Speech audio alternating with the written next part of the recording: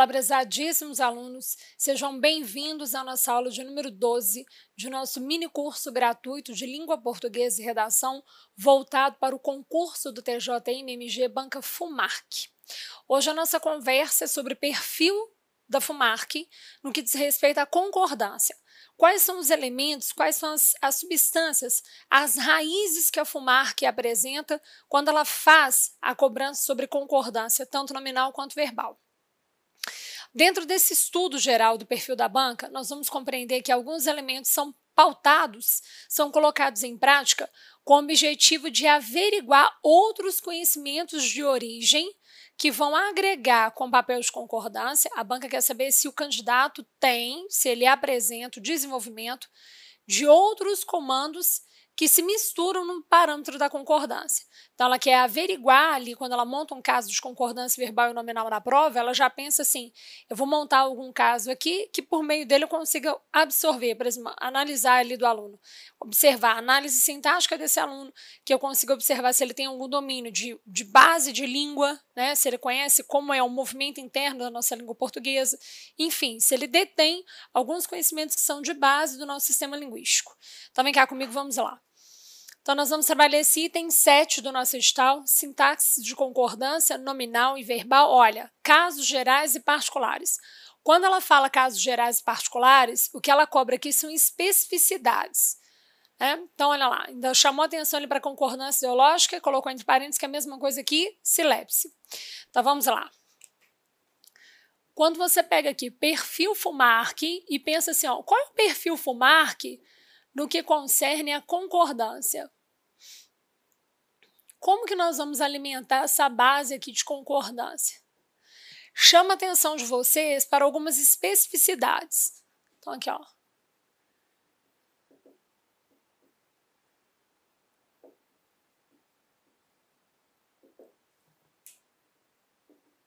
Então, olha lá. Especificidades. Vamos aqui enxergar. Primeira base muito específica do trabalho da FUMARC é a banca pensar assim, como eu vou ali alimentar agregações de valor, como eu vou ali alimentar o trabalho que eu pedi lá atrás no edital, que era um trabalho combinado com classes gramaticais.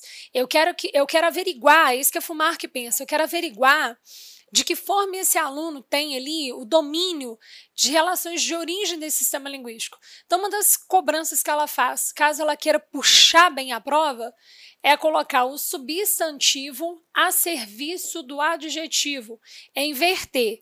Geralmente é o adjetivo que está a serviço do substantivo, até porque o substantivo é a unidade, assim, substância da língua, a máxima da língua.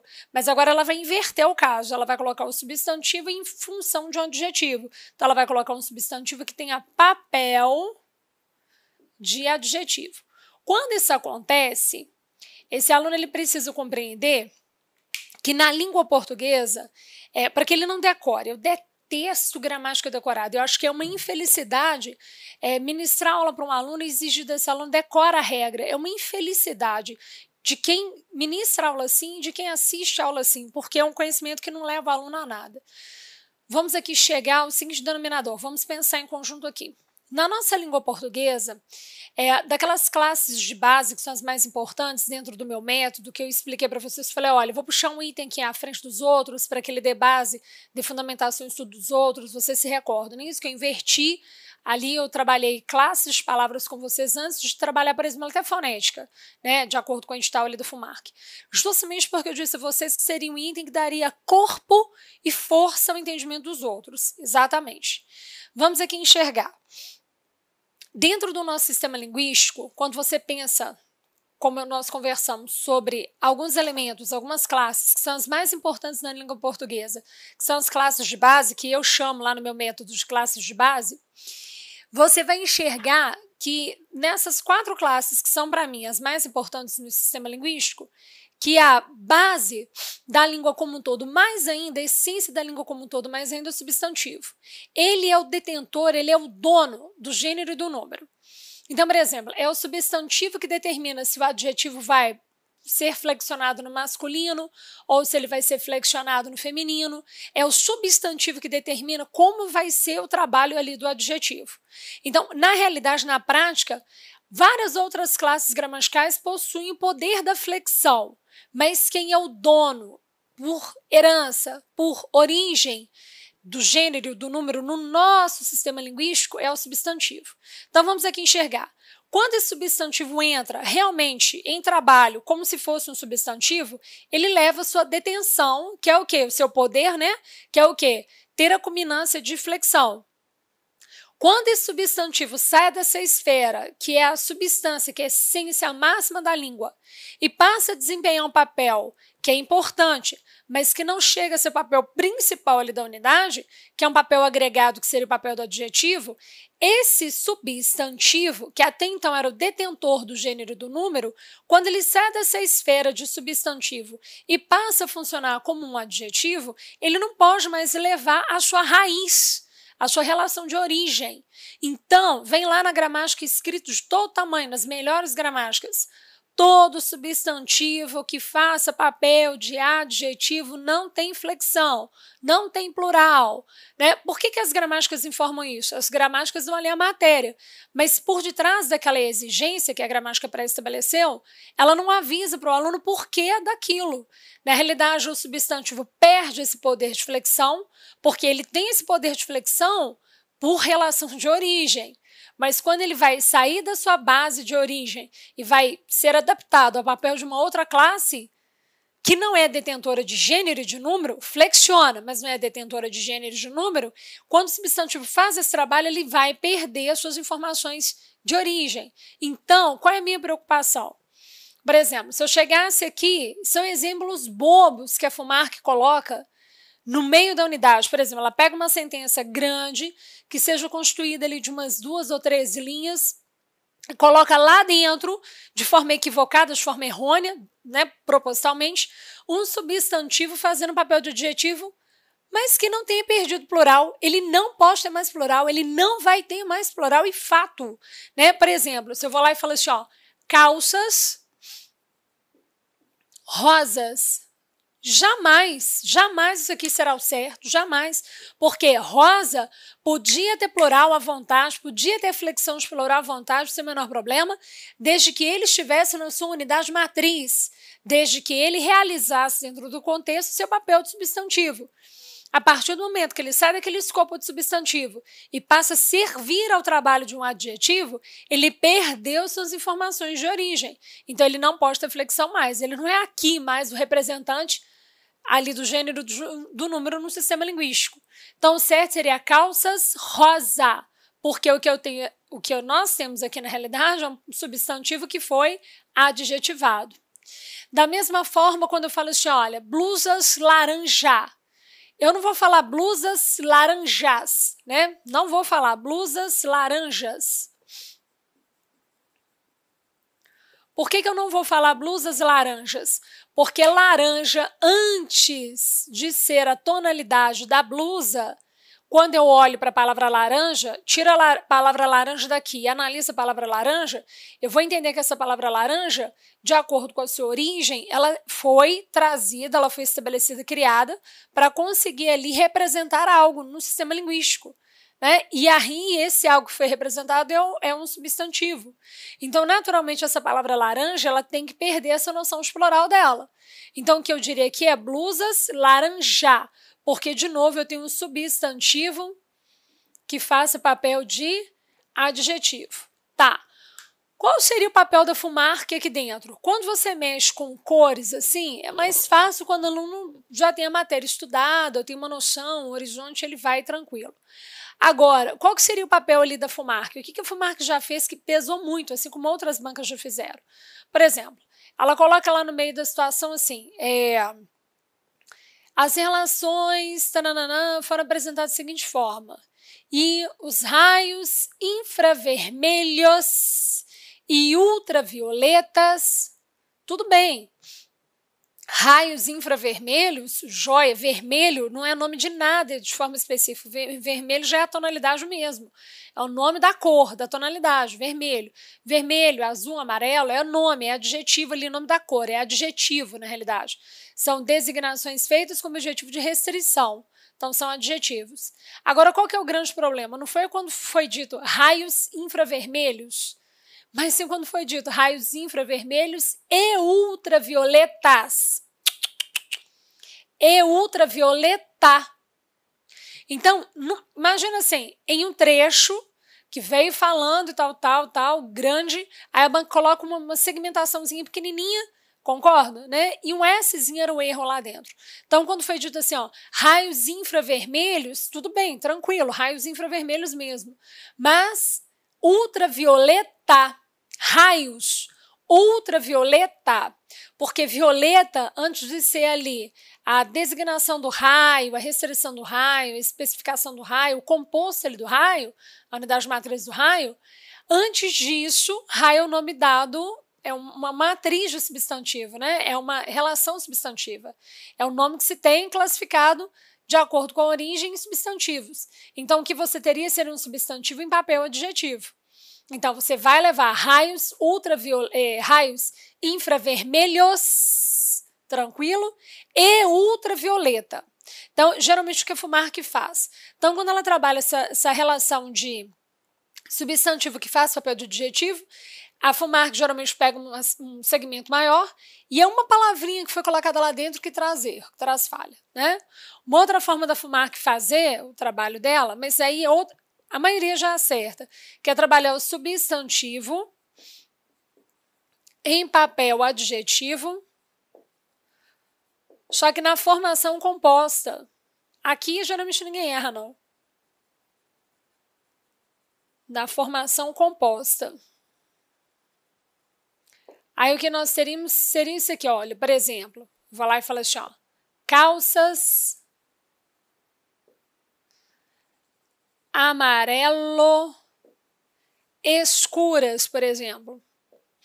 Tranquilamente. Na segmentação, olha, vamos aqui observar, na segmentação composta, quando você tem de forma reunida aqui, ó, dois elementos, e esses dois elementos vão trabalhar em conjunto para que eles consigam caracterizar ali a palavra calça, para que eles consigam restringir a palavra calça, o que nós vamos entender é que o primeiro elemento desse composto é uma qualidade composta. Não estou falando de nome composto.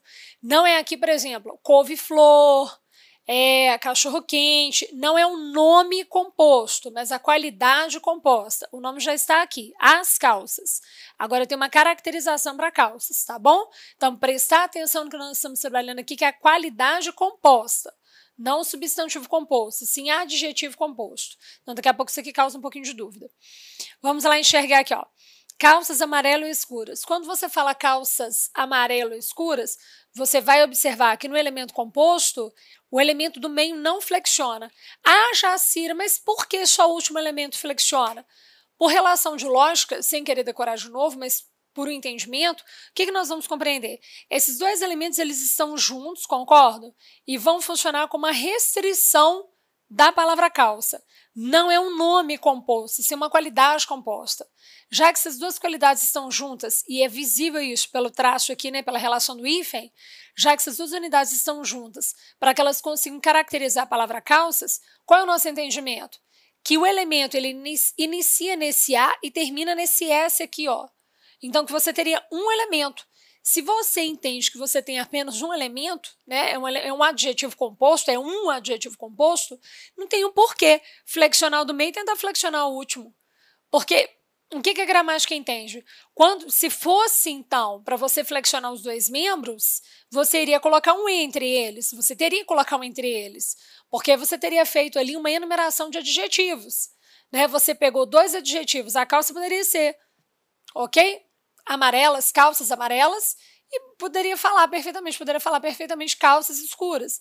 Mas o que você fez? Você pegou duas naturezas adjetivas, dois elementos que poderiam funcionar isoladamente na perspectiva de adjetivo, você agregou num único corpo e estabeleceu o hífen. Então, isso aqui para nós é uma forma integrada. Se é uma forma integrada, não tem que se falar no plural aqui no meio. Concordo? O plural vem só no último elemento. Isso é fato. Né? Se você joga plural aqui, plural ali, aqui no meio desses dois adjetivos não poderia vir um hífen, e sim um e. Qual é a exceção no nosso sistema linguístico? Por relação de origem, por relação de formação das unidades. Quando eu vou levar, por exemplo, a palavra surdo-mudo para o plural, aí eu vou levar surdos, mudos. Os dois elementos vão para o plural. tirei surdos mudos de lado, qual é a cobrança da FUMARC? Qual é a unidade da FUMARC? O elemento do meio trava, se houver flexão, é só no último elemento. Então, ó, calças amarelo escuras, calças amarelo claras. Mas quando, Jacira, de que forma poderia não haver flexão? Quando eu digo assim, ó, calças amarelo ouro, por exemplo. O que eu deveria compreender ali de imediato? Eu tenho uma unidade composta, o elemento do meio não vai para o plural. Quem poderia tentar ir para o plural seria o último elemento, mas o último elemento aqui também foi proibido de ser levado para o plural. Ah, Jacira, mas por que o último elemento foi proibido de ser levado para o plural? Porque na prática ele segue a mesma informação desse aqui, ó. A mesma natureza de informação. Só que aqui você tem um adjetivo com um substantivo. Aqui você tem um substantivo e um grupo ali a serviço de um adjetivo. Uma unidade composta a serviço de um adjetivo. Mas a perspectiva e entendimento é o mesmo. O que você trouxe foi um substantivo de origem e colocou o substantivo de origem a serviço de um adjetivo. Você fez com que aquele substantivo se transformasse em adjetivo por força contextual. Então, por força de contato de uma unidade com a outra. Então, a palavra ouro, antes de ser a tonalidade desse tipo de amarelo, não é amarelo canário, né? É amarelo ouro.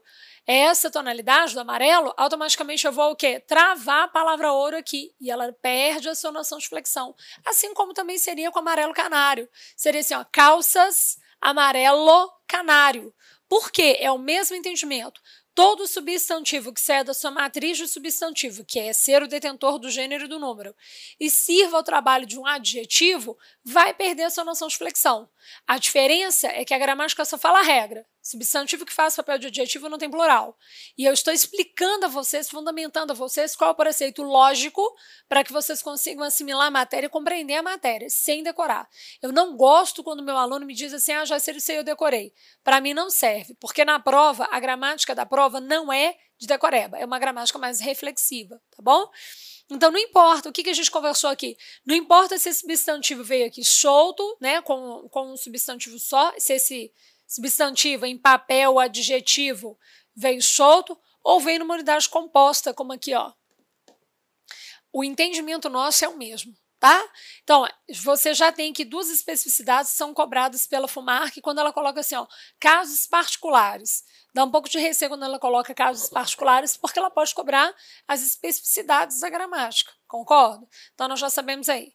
Uma terceira forma aqui de trabalho é a FUMARC entender o seguinte, ela quer avaliar se esse aluno, dentro da concordância, por exemplo, nominal, se ele tem uma noção de classes gramaticais.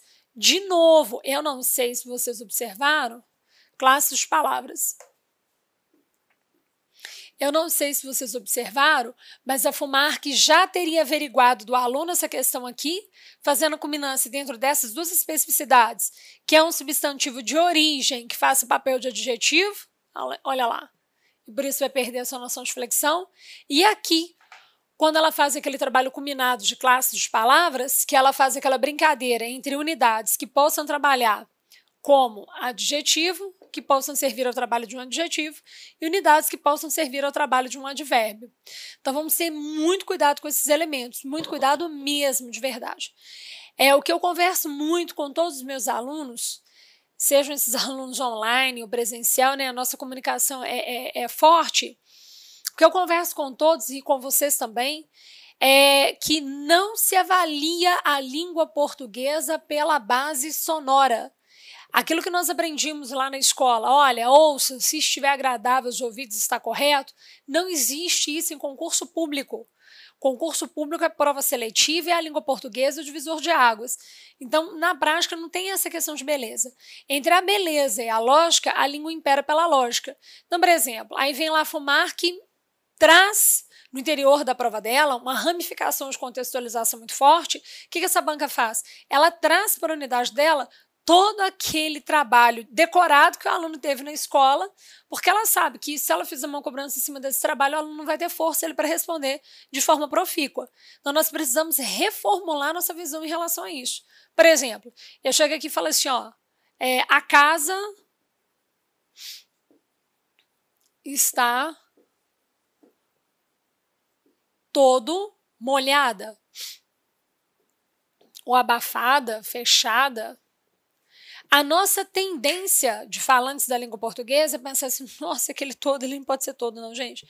Aquele todo ali tem que ser toda, porque a casa está toda molhada.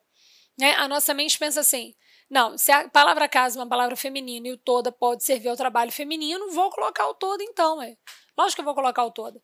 Só que existe uma especificidade dentro do nosso sistema linguístico que te diz assim, se essa unidade entrou aqui, e se aqui dentro, nesse espaço que era entre o verbo que foi colocado, entre esse adjetivo que foi colocado, né, verbo adjetivado, se ela entrou nesse espaço aqui e comportou como X, ela dará espaço a outras palavras para que essas outras palavras entrem nesse mesmo espaço e também atuem como X. Então, o objetivo nosso não é ficar aqui parado pensando se essa unidade vai escrita certo, de forma certa ou de forma errônea.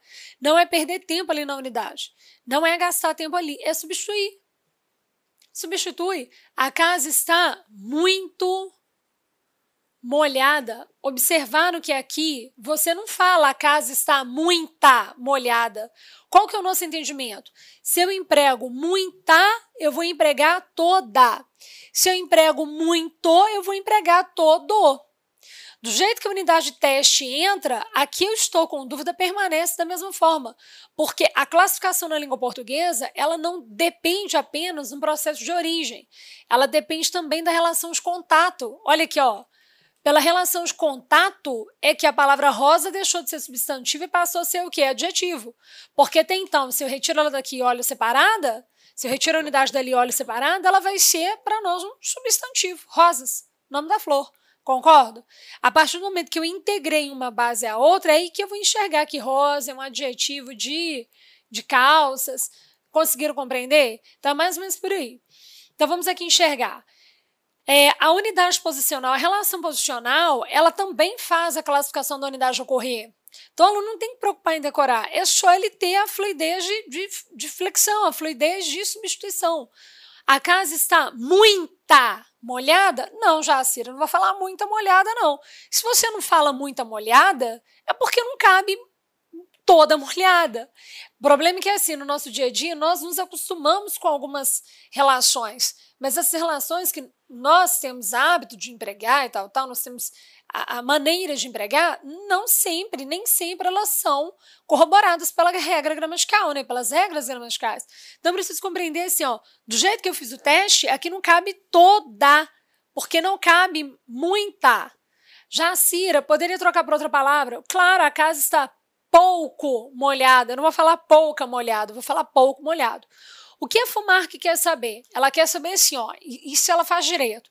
Por exemplo, aqui nesse espaço, essas duas unidades foram empregadas e elas não se preocuparam com o feminino da casa ao redor, com o feminino de molhada. Aqui eu peço demais, quem não assistiu aquela aula que eu frisei muito, que eu falei assim para você, gente, eu pincelei aqui a aula do meu método porque é uma relação muito extensa, né? É um método que foi desenvolvido ao longo de uma vida, para que os alunos tenham, enxerguem a língua de forma reflexiva, de forma lógica. E disse vocês, eu direcionei a vocês, gente, ó, caminhe para a aula do método, eu vou deixar um link, vocês se recordam disso? Pois é, quem não assistiu àquela aula, assista. Quem precisar novamente, assista quantas vezes for necessário, porque ali você tem uma noção exata de como a língua funciona, né? Quando eu falo a casa está muito molhada, eu vou entender que essas duas unidades elas não se flexionaram, elas não se preocuparam com a palavra casa, porque aqui dentro elas estão em natureza adverbial. Concordo? A natureza delas é adverbial.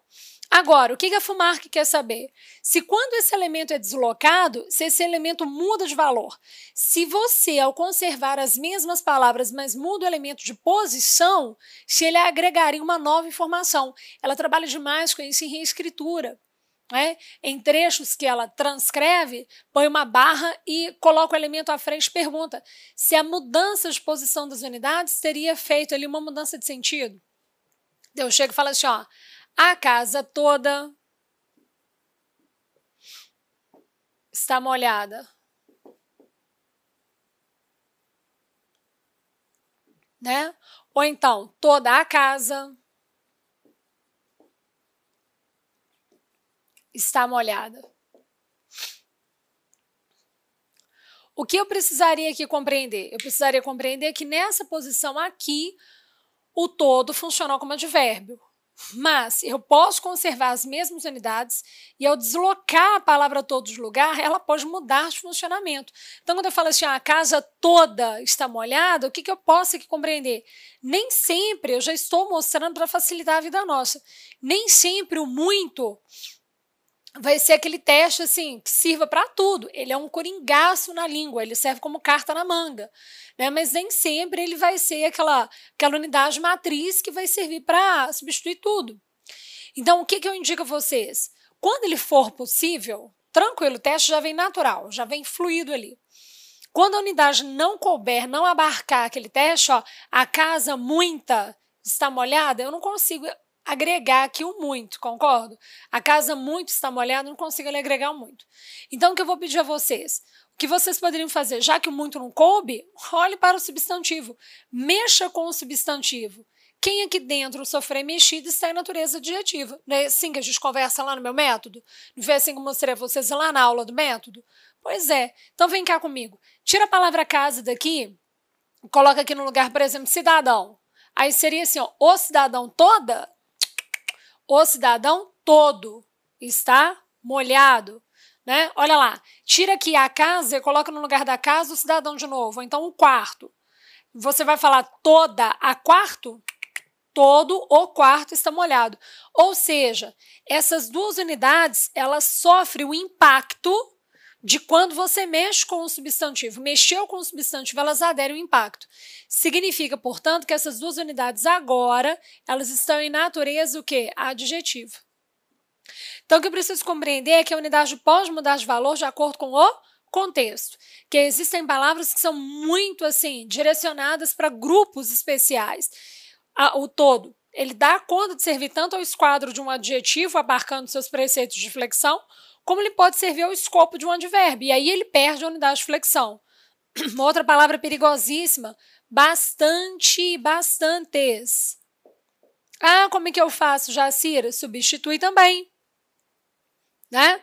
Geralmente no dia a dia nós só ouvimos a palavra bastante, mas é só substituir. É só dizer assim, olha, bastantes pessoas chegaram. Nossa, ficou horroroso, Jacira. Bastantes pessoas chegaram. Substitui. Muitas pessoas chegaram. Quando você puxou esse plural na sua fala, o bastante vai absorver a mesma unidade de plural. Você teria ali, no lugar do bastante, feito o teste por meio de muitas. Muitas pessoas chegaram. Bastantes pessoas chegaram. Perfeitamente. Se eu dissesse assim, ó, nós lucramos bastante com a venda de livros. Então, seria assim, ó, nós lucramos muito com a venda de livros. Ou seja, quando você colocou aquele bastante ali, quando você ficou com receio se aquele bastante teria ou não teria plural, o que você fez? Você posicionou muito na mesma localização, e aí o que você vai entender? Do jeito que o muito se manifestou ali, do jeito que ele entrou, as outras unidades vão entrar, inclusive o bastante. Tá? Então é pensar dessa forma. A FUMARC, ela traz como carro-chefe esses casos específicos do substantivo das classes de base, não sei se vocês observaram isso, a serviço da concordância. Ela pega ali o substantivo em linha de frente que se transforma em adjetivo, seja numa unidade composta, numa unidade simples. Ela pega as outras classes de base, que eu chamo de classes de base, que é o adjetivo e o advérbio, coloca palavras que consigam nortear as duas perspectivas de trabalho, olha, né? Justamente para que o aluno ali compreenda que a unidade é classificada de acordo com a origem, de acordo com o valor contextual. A origem influencia, mas não é o peso bruto na hora de classificar a unidade. A unidade ela tem que ser classificada de acordo com o contexto, né? Em linha de frente. No aspecto da concordância verbal, eu peço a vocês que sempre estudem quais unidades, por exemplo, que são casos gerais, isso aí não tem nada de especificidade. Estudou para concurso público, tem que ter na ponta da língua. O verbo haver no sentido de existir, todas as vezes que o verbo haver vier no sentido de existir, ele não pode ter plural. Então, eu jamais poderia falar assim, ó, houveram muitas contratações, houveram muitas provas, jamais eu poderia falar isso aqui, ó, naquele período, jamais, porque, ó, existem muitas provas, existiram muitas provas, concordo que tranquilamente, eu enxergo que esse meu verbo haver, ele tem o valor de existir, né? Ele tem a semântica de existir, então todas as vezes que o nosso verbo haver vier no sentido de existir, ele não pode ter plural. Então, eu vou falar aqui, ó, existiram muitas pessoas, não é? Concordo? Muitas provas, muitas pessoas. Eu consigo perfeitamente colocar aqui o existir. Então, como é que fica aqui o meu houveram? Ele é obrigado a ficar houve. E essa unidade que foi colocada à frente deixaria de ser sujeito, tem toda a potência e força para ser sujeito, mas não para o verbo haver. O verbo haver, quando vem no sentido de existir, ele já manda um comando para essas duas unidades aqui para que elas se transformem em objeto direto. E o núcleo aqui seria a palavra provas, tá? Então, olha, outro verbo que é necessário vocês terem ali em linha de frente. Eu só recapitulei porque quem estuda para concurso público já automaticamente se recorda da importância do verbo haver no conteúdo a ser estudado.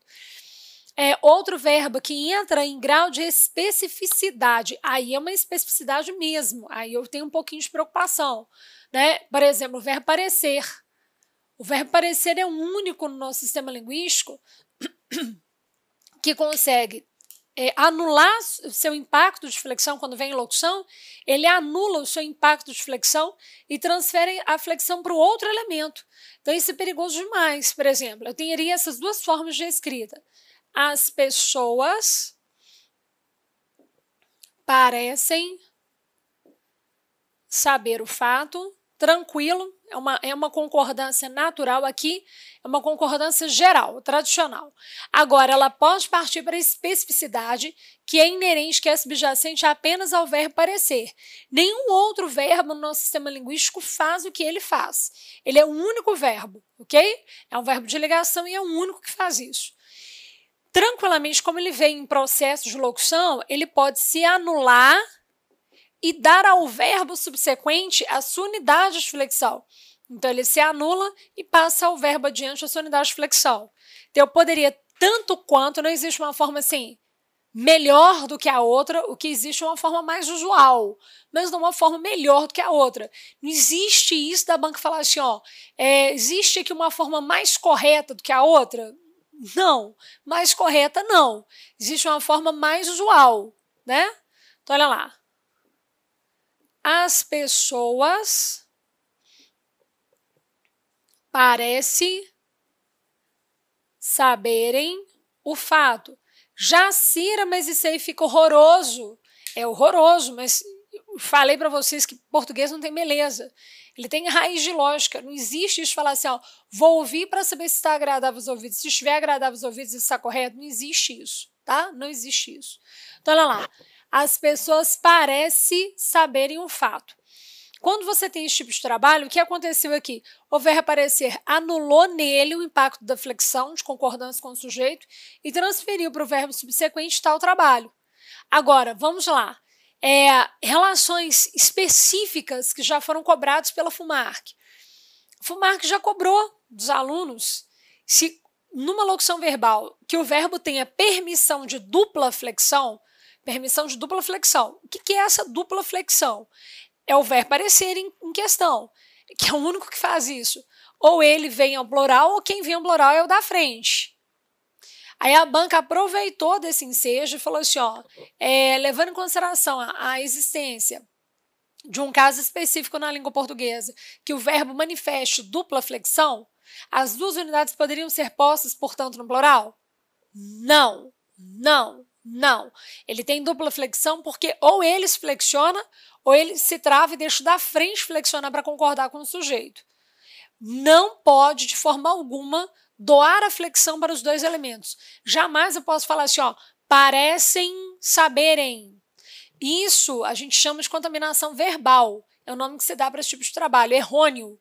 Então, é um nome mesmo para o erro. Quando você pega um verbo desse que tem mais desenvoltura para trabalhar a unidade de forma diferente, de forma diferenciada, você não pode mesmo assim aproveitar desse fato e dar plural aos dois elementos. Apenas um deles vai plural. Se os dois verbos forem, as pessoas parecem saberem um fato, o nome que se dá para esse erro é contaminação verbal, ou seja, erro mesmo. O outro item que me chama um pouquinho de atenção, no caso ali da Fumark, é que ela colocou a silepse em evidência. O que seria essa silepse? Silepse ou concordância ideológica é quando eu não vou concordar com aquilo que está escrito, mas a minha concordância se fará com aquilo que está velado, com aquilo que está subentendido pelo contexto. Por exemplo, eu pego aqui a palavra Vossa Excelência,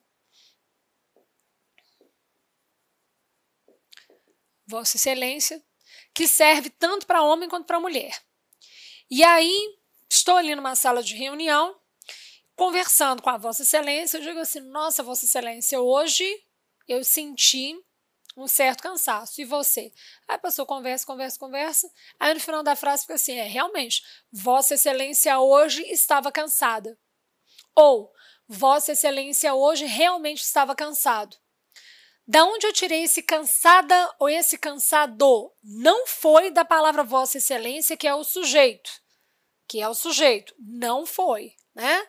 Até só para ressaltar, todas as relações de tratamento, elas levam o verbo para a terceira pessoa. Então, Vossa Excelência está, Vossa Excelência chegou, né? Vossa Excelência vê, nada de falar Vossa Excelência vedes, Vossa Excelência vê, combinado? Porque é um pronome de tratamento, né? Na realidade, é a pessoa com quem eu vou falar, mas a concordância é feita na terceira pessoa para garantir o parâmetro de impessoalidade. Tá, só que aí o que me chama a atenção não é a concordância do verbo na terceira pessoa, que isso aqui a gente já sabe, a gente acabou de conversar, mas sim essa construção de cansado ou cansada. Por que você fala cansado ou cansada? Não é de acordo aqui com o pronome de tratamento, ele não revela gênero, ele é unissex, concorda? Ele é amplo, né? E aí você observou, está cansado, é essa palavra aqui, ó, cansada. Ou cansado é exatamente a silepse de concordância aqui dentro. Por quê? É uma concordância ideológica. Você concordou com aquilo que você viu, não com aquilo que você presenciou, mas sim com aquilo que você viu, não com aquilo que você presenciou aos olhos aqui da gramática. Por exemplo, isso aqui é o sujeito, estou presenciando, estou vendo que isso aqui é o sujeito, vou concordar com o sujeito. Tá, o singular puxou do sujeito, mas essa concepção de falar se era cansada ou cansado foi em razão do contexto, né? De eu enxergar qual é a pessoa com a qual eu estou conversando, ok? Seria ali uma silepse de gênero. Existe a silepse de número e a silepse de pessoa. Então, da mesma forma, ao invés da concordância acontecer com aquilo que está sendo ali trabalhado, escrito, a concordância acontece com a ideologia. Quando eu vou lá e falo assim, ó, a maioria somos diferentes. Claro que aos olhos da gramática não seria uma concordância viável, né? A concordância viável seria assim, a maioria é diferente. Porque, apesar da palavra maioria dar a ideia de coletividade, né, ela é uma palavra no singular, então a concordância é feita com unidade no singular. Mas quando essa pessoa, a gramática tenta dar nome a tudo. Quando essa pessoa vai lá e diz, assim, a maioria somos, né, tem até uma letra de música que fala muito disso, né, a maioria somos, quando ela fala a maioria somos, aquilo que você tem ali em mente foi uma concordância em razão daquele plural, supostamente, implícito que a palavra maioria representa. Na prática, já se eles fossem na redação, claro que não pode. A silepse de gênero, gente, ela não é erro, não. Não tem jeito do adjetivo parar aqui, ó. Concorda comigo? Vossa Excelência está cansada. Não tem como parar ali no D, não é? Então aqui eu não tenho jeito. Aqui eu vou ter que colocar ou um A ou um O mesmo. Né? Aqui a concordância, a silepse vai ocorrer e a gramática vai ter que absorver ali a silepse naturalmente, porque não existe uma outra forma mais bem estruturada para alimentar ali a unidade. Agora, quando eu falo assim, ó, a maioria somos diferentes, aos olhos da gramática, o ideal seria o quê? A maioria é diferente. Seria concordar com aquilo que está escrito. Então, por exemplo, o aluno na redação, ele não pode fazer sílabse de número. Ele tem que concordar fielmente com aquilo que está o quê? Escrito. Mas a FUMARC pode pegar uma questão que abarque concordância ideológica e coloca ele para o aluno. Né? E fala assim, ó, assinale a opção em que ocorra sílabse ou concordância ideológica. Ela pode trabalhar com a de gênero, ela pode trabalhar com a de número, ela pode trabalhar com a de pessoa. Qual é o problema? Né? Pessoa gramatical, eu, tu, ele, nós, vós, eles. Por exemplo, a pessoa fala assim, ó, os brasileiros somos trabalhadores. Os brasileiros, a pessoa estava falando dos brasileiros, era a terceira pessoa. Primeira pessoa quem fala, segunda com quem eu falo, terceira de quem eu falo. Eu estava falando dos brasileiros. Aí, de repente, eu me recordei que eu também sou brasileira e puxei a concordância do verbo na primeira pessoa do plural. Os brasileiros somos. Concordo nesses dois últimos casos, que é a concordância de gênero, que é a concordância de número de pessoa, nesses dois últimos casos, nós temos outras formas gramaticais de estruturar ou reestruturar os elementos. Então, a sua redação ela vai ter que partir para essas regras que são abarcadas no interior da gramática, ok? Sem evidenciar a sílabse. Redação, por garantir impessoalidade, não pode evidenciar a sílabse. A única sílabse que a gramática da sua redação aceitaria é essa aqui, cansado ou cansado, porque não tem jeito mesmo, tá? Então, já aproveitei aqui o gancho, eu sei que nós já falamos da redação, mas tudo aquilo que possivelmente eu pense que possa gerar pergunta em vocês, eu já quero sanar para auxiliar, para ajudar mesmo, para fazer a diferença na vida de vocês. Então, vamos aqui compreender. Nesse trabalho como um todo de concordância, a FUMARC vai enaltecer, no interior da sua prova, as especificidades que são classificadas de acordo com o contexto. FUMARC prioriza os mais contexto. Ou aqueles casos que são específicos de relações de concordância verbal, em que ela trabalha verbo que é enfim, não sei quantos mil, mais de 11 mil, né? Ou que ela aborde, por exemplo, elementos que ela cobre do aluno a concordância matriz e a concordância ideológica, tá bom? Então, fiquem atentos. Uma coisa que eu peço a vocês encarecidamente, não avaliem pela beleza, ok? Não avaliem pela beleza dos termos. Português não tem beleza, português não tem audição, português tem lógica, e em nome da lógica, a beleza perde, tá bom? Beijo, carinhosíssimo a todos vocês, tchau, tchau.